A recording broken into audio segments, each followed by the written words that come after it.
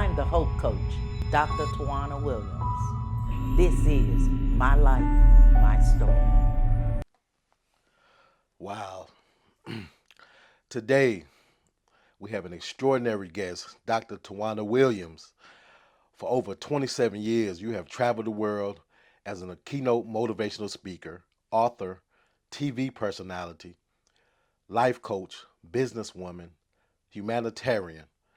You're also the author of 8 books, a certified Les Brown Platinum speaker, a beacon of hope featured in numerous national publications, recognized with prestigious awards, including the Lifetime Achievement Awards for President Barack Obama and President Biden. Your impact speaks across schools, churches, rehab centers, countless other organizations. Thank you for coming in, first off. But I wanna jump right into this because you're a very interesting guest. Most people go through life, go through ups and downs, experience challenges, but you had a challenge since birth. So I wanted to start with from the beginning. Let's speak about what your mom went through and even your challenges from birth. So I'm a thalidomide baby.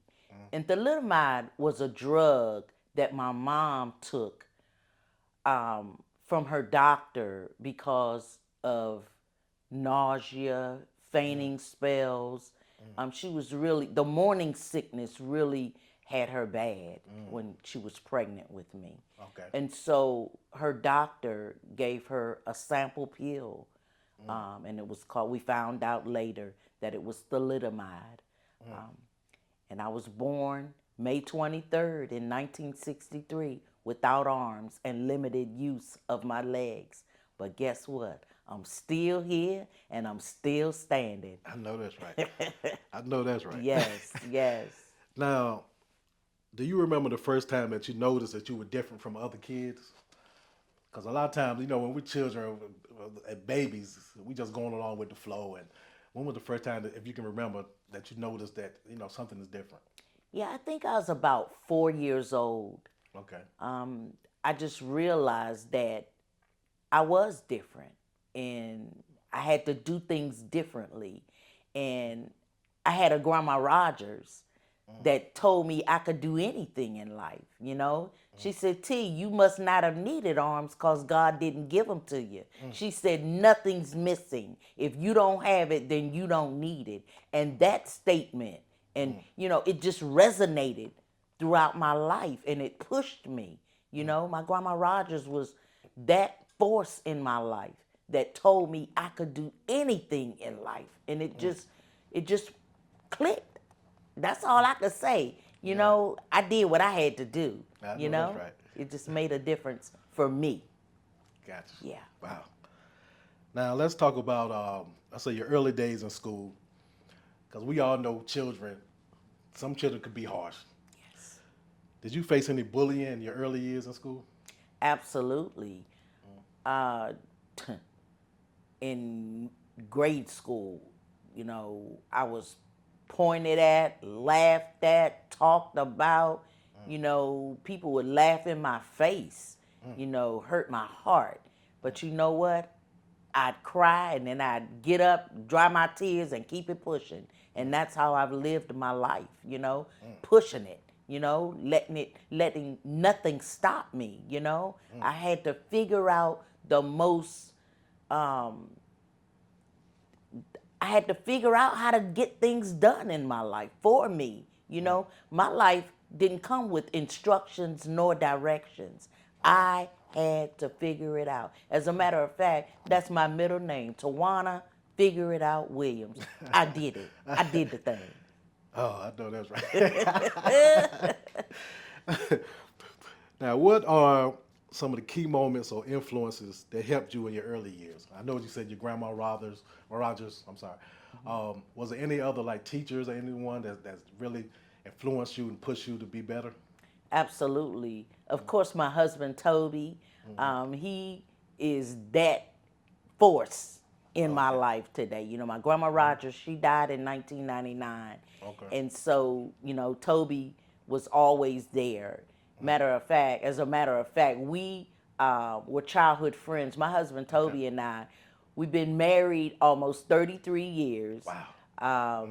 We've been together 35 years, and we've been friends over 55 years. So I was 6 and he was 12 when we met. So, there's a foundation of love for us, So he was always there in my ear telling me that I could do it, being my loudest cheerleader and my greatest fan and pushing me on days when I don't want to do it. When I feel bad for myself, he'll pick me up and say, T, you know what? You weren't born this way for me, for us, our family. No, you were born this way to let people see that they live defeated lives when they don't have to. That's why I started becoming a motivational speaker, because of his powerful words. He pushed me into my greatness. And then we've got my mentor, Les Brown. He's another force in my life. Yes. My life coach, Art Dotes. My faith partners, Pastor Chad and Pastor Tara. We've got people like Dr. Creflo Dollar, that have pushed me, that have shown me, that said it's okay to be who you are. There are a lot of people in my life. My mom, she's still living. My daughter, my grandsons. I'm just saying, I have a village that Yes. pushes me and lets me know that I can do all things, in any capacity. Anything I want to do, I can do it. And that's how I've lived my life without arms, and pushing it. That's Yeah. powerful. Yeah. Very powerful. Thank you. Now I know you said you were born in North Carolina, Yes. and you ended up in D.C. How did you end up in D.C.? Actually, I was born in Wilson, North Carolina. I was trained as a baby Okay. to use my feet. Um, President John F. Kennedy intervened in my life. It's a long Okay. story, but he Okay. intervened in my life as an infant, and he made it so that I could go to Duke Cerebral Palsy Hospital in Durham, North Carolina, to be trained to use my feet. So I stayed at that hospital for 4.5 years. I was 11 and a half months old when I went. And when I left there, I was 4.5 years old. And by then, my mom and my sisters had moved to Washington, D.C. And so my life began there, and it was good. So this was a national story that Yeah. actually made it to the president's desk, and he intervened and did something about it. Yes, he did, and I'm so grateful. I wish that he was living so I could just thank him personally for the seed that he sowed into me. It's just a blessing. Yeah. Wow. Yeah. So you were in D.C. Yeah. Let's go to your high school days. What was it like in high school for you? High school was good in the beginning. I was a straight A student in the beginning, but then, the kids started taunting me, because I was so good in school, my straight A's. They started telling the teacher, oh, she's good. You just giving her an A because she doesn't have arms, as if I didn't earn my grades. And so then my self-esteem started getting lower. And then I started becoming a follower, and started following the wrong friends and the wrong crowds. And, that's when I was a senior in high school, and I was introduced to crack cocaine. It was at a party, and I didn't know it was a crack party. I walked in the room, smoke was everywhere. My friend put the crack pipe to my mouth and said, Tawana, when I light the lighter, you pull. And I was crazy enough to do what they said to, but I did it. And that one hit took me to a place that I did not know I was going. But I thank God for prayer, because it was a 10-year battle for me. Ups and downs, up and around, and trying to fight that addiction, trying to get myself together, because I knew that I was better than crack. But when you're addicted, you don't know, you don't understand. And so I just thank God for prayer, because my husband Toby, actually he wasn't my husband at that time, but he was in my life, and my grandma Rogers, they connected and they started praying for me diligently, daily, turning their plate down and fasting and covering me in prayer, And one night I cried out to God, and I didn't even know who God was in my life, but I cried out. I believed what they believed for me, and I cried out to God, and I said, God, if you're real, I want you to either kill me in my sleep or deliver me from this crack cocaine because I'm tired. And I cried myself to sleep. We cried ourselves to sleep that night, my husband, Toby, and I. And the next morning, I woke up and it was done. It was instantly, supernaturally gone. I can't explain it. All I know is I opened my mouth and I said what I wanted, and it came to me. It appeared. Wow. I didn't want it anymore. I didn't smell it anymore. I didn't crave it anymore. I didn't want the friends anymore. God just supernaturally delivered me. And I'm so glad about it. And I know that prayer changes things. I don't know what you're going through, what someone else is going through, but I'm telling you, if you pray and you pray sincerely, at some point, your healing and your deliverance will come too. Wow. Wow. Yeah. So, and we all know DC in the 80s when it comes to crack cocaine, and it was one of the worst cities you can be in Yeah. at that time. Yeah. A lot of bad things going on in that city. Yeah. So it was, everyone is glad that you made it out of that. Thank you. What was the process when you had that night?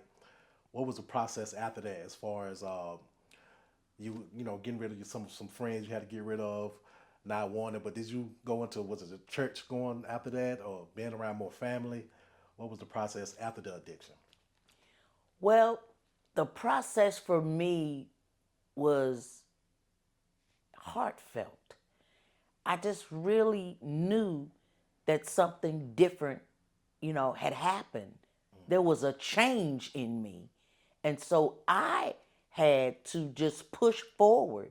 My husband, Toby, he was in my ear, making sure that he was there, almost 24/7. When he was not working, he was at home making sure that I was secure, that I was safe, that I was good, and it just, I just had the right people around me cheering me on, praying with me, talking to me.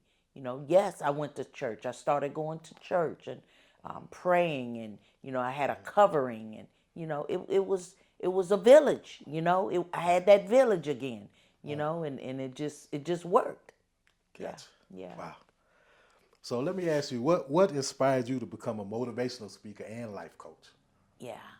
Well, for me, the motivational speaker part, that came from Toby, just telling me one day. I was having a pity party. I was like, why did God, just beating myself up? God, why did you born me this way? Why me? And then one day, he showed me and said, why not you? Why not you? You have everything you need to help other people, and so I just got started. My husband Toby, we prayed about it. We talked about it. He bought me a computer. He bought me business cards. He said, now go do something with your life. You can change the world, and so I just started calling strangers to help open doors for me. I started emailing strangers, 50 to 60 people a day with my blessed toes. You know what I'm saying? I type with my toes. Ain't nothing broken over here. But I'm just saying, I kept moving. I kept going. Yes, I fell down many times, but every time I fell down, I got up again and again and again, because I knew that I was born to win, and I just kept going. Wow. Yeah. Whew. Yeah. You're getting deep. You're Yeah. getting deep. Yeah. Now let's talk about some of your accomplishments. I mean, you've traveled the country for over 27 years. That's a long time. 27 years. Yeah. TV personality. I think you were on Jerry Springer before. Yeah. Lifetime Achievement Awards. How did that feel going from an addiction and to seeing yourself like on TV? And let's just talk about that, your accomplishments and how that felt for you.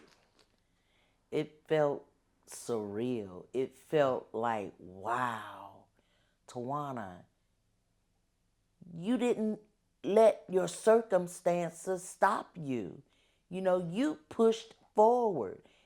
I started really speaking and giving hope to people and life coaching people because I saw so much lack in people who had everything, the activity of their limbs, their hands, their feet, their Yes. voice, their mind, and they did nothing but wimp, whine, and complain. And it really did something to me. It pushed me. And so I just kept going. I wanted to let people see. I wanted to let people know that if I did it, they can do it. There's nothing so great about me. I just told God yes. And when I told God yes, I was not playing. I keep pushing, and that's how I do it. I don't know. There's no blueprint for this. You know what I'm saying? Yes. You just have to dig deep in yourself and make a conscious decision that you want to win, that you want to do something bigger than you, that you want to do something greater than yourself. Because I realize that this is not what I set out to do. I wanted to be on the 11 o'clock news in Washington, D.C., sitting by Renee Poussin. I'm just saying, I'll never forget her.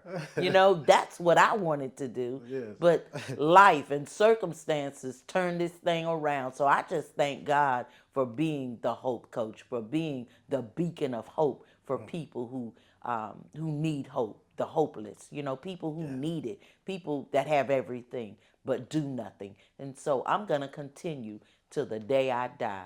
I'll rest when I'm in my grave. That's when I'll stop. I know that's right. Yeah. Wow.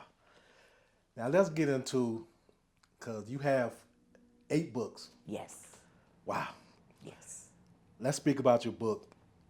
Why did you title your classic book, Unarmed but Dangerous? Yeah. Unarmed but dangerous. I titled the book that way because as I said, I saw so much lack in people, and I wanted to let people know that the title was not physical, it's mental. Unarmed but dangerous, the Tawana Williams story of relentless struggle and ultimate victory is my story of how I made it, how I did it, how I did not stop, how I didn't quit when the odds were stacked against me. I kept pushing. And, I just let people know that if I did it without my arms, that they could do it too. There's nothing so great about me. I just said that I'm going to do it. And it just sparked and it just gravitated and I kept going. But yeah, Unarmed but Dangerous is just a powerful tool that will help people right where they are. It just really helps people, and I'm so glad about Unarmed but Dangerous, the book. It's really it's a mindset. It's a mindset. Yes. Yeah. And I definitely have my signed copy. Yes, you do. And I will put something up where they can actually get the book or a link or something. Okay. And so we'll go from there. Thank you. Dr. Williams, I wanted to ask you this question because a lot of people, they face challenges and they have mental ups and downs, and they're looking for someone to give them a little motivation, speak to them directly. What would you say to someone who just needed your help right now? Wow. I would say that your mind is the most powerful asset that you will ever own. Wow. Neglect to use it, then somebody else is going to choose it for you. They're going to tell you what to do, what time to do it, when to do it, and so on and so on. So you got to create your own thoughts. You know what I'm saying? Think for yourself. Don't worry about other people and the negativity that's around you. Remove the distractions in your life. I want you to start focusing on what you want, because focus is the key. You know, if you want to be successful, you're going to have to be focused. You're going to have to hone into whatever it is that you want to do in your life. Don't go left, don't go right. I want you to keep your eye on the prize and stay focused. Then you got to make some drastic changes in your life. Now, there were 3 significant changes that I had to make in my life. When God delivered me, I couldn't go back. I couldn't do what I used to do. So there were 3 significant changes that I had to make in my life. The first significant change is I had to change my mindset, my thinking. Everything about me had to change to the yes things, to the possibilities, to what I wanted to be in life. Then the second significant change that I had to make was I had to change the company that I kept. You know, get you some new friends. You know, there are some people in your life right now that mean you no good. They are stunting your growth.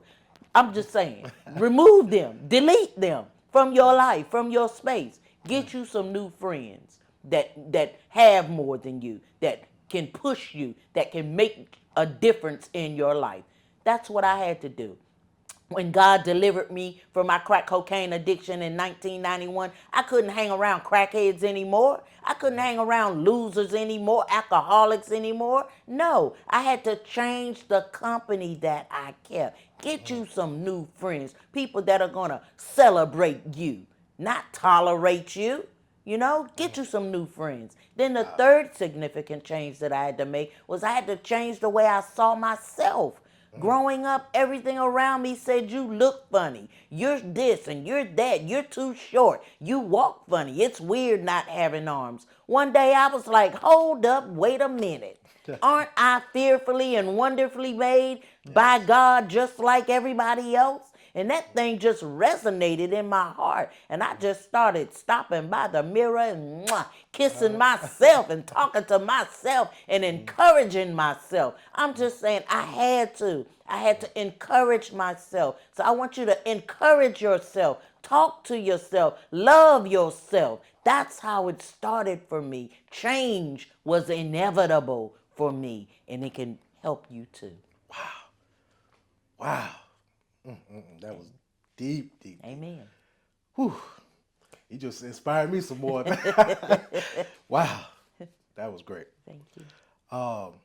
Now, it's been over 27 years, Dr. Williams. Yeah. 27 years of traveling, giving hope, Yeah. inspiring people. What's next for Dr. Tawana Williams? Well, for me, I'm about to retire later in 2024. And so I've made that conscious decision because I've had a lot of health challenges recently. And so I decided to make a difference and get this project off the ground. My upcoming debut movie, Eagle Without Wings, it's going to flow, it's gonna fly. Yes. And I'm excited about Eagle Without Wings. We have our production team based in Atlanta, and we're going to get this thing done. We're seeking investors that want to help us get it done. We've got 3 other eagles that were also born without arms, 3 little black girls like me, born without arms, and they are going to portray me in different ages in my life. Man, it's going to be off the chain. We're seeking A-list actors to help us get it done. We've got a lot of ground to walk on. So, I realized that it's time to settle down with the speaking and traveling and hone in on on my dream, which is to executive produce Eagle Without Wings. And we're excited, and if you're interested and want to be a part of what we're doing, go to eaglewithoutwings.com, and we're excited about it. And we'll display that on the screen for people who want to connect with you on that. That is a great idea. Thank Eagle you. Without Wings. I love the name. Thank you. Dr. Williams, I don't think you know how much I appreciate you coming in and speaking to me. This is something that me and some people wanted to do, interviewing people who had trauma in their life, experienced challenges, and you are one of those people that motivated a lot of people in your life, even though you had challenges. Yeah. You faced them head on. You did what you had to do. Like you said, you got it done. Yes. And I just want to thank you and tell you that you have motivated me. And I'm sure people watching this video, they're going to be motivated and pushed after seeing you. And I just want to thank you for coming in. Continue to do what you do. We love you. And thank you for everything. God bless you, and I'm super excited. I'm your girl, the Hope Coach, Dr. Tawana Williams, and I want you to hold on to these words. Until we meet again, I know that I will, even without arms. God bless you, and we love you. Thank you. Need a speaker for your next event? Call the Hope Coach Tawana Williams, born without arms, but decided not to make excuses. Visit TawanaWilliams.com or call 252-291-6081. Remember, excuses or results. You can't have both.